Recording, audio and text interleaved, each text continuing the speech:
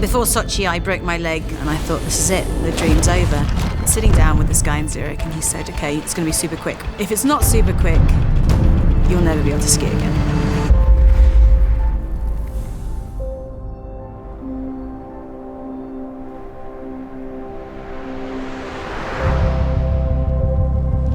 The next morning, I remember this so vividly. I was in, the lowest I've ever been, and he was smiling, and I didn't understand why he was looking that way. And it took a moment to realise that he'd done the surgery that I needed to ski again, but he hadn't been able to tell anyone. And the reason it had taken so long was because there was no chance of him just dropping this metal pin down, and he had to manually chip away for 5.5 hours to make a hole big enough in my mashed up bone marrow to get it down there. I had 10 hours where I believed that my life wasn't worth living anymore because I couldn't ski. And I know that sounds dramatic, but this is before I had a husband and kids, and it was who I was. And I just remembered again crying, but like this time with elation.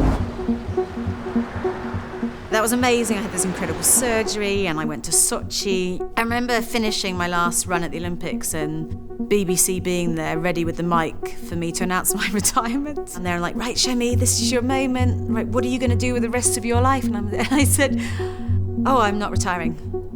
I'm going to keep going. And then the World Cup after that in Crans-Montana, I crashed and my leg felt strange. So I went to see the surgeon again in Zurich. And he said, listen, I saw what it meant to you to get to the Olympics, and so I did everything that I could to let you ski one more time. But if you ever break your lower right limb going at speeds, you will have to have your leg amputated. You have got no bones there. The scariest part of my life wasn't throwing myself down a downhill. It was that moment I decided to no longer be a ski racer. My identity was so closely knitted and intertwined that I couldn't separate Chemmy the person from that. I think that inhibited my freedom and probably was the reason why I had that fear of failure and I couldn't get out that 80% vicious circle of performance.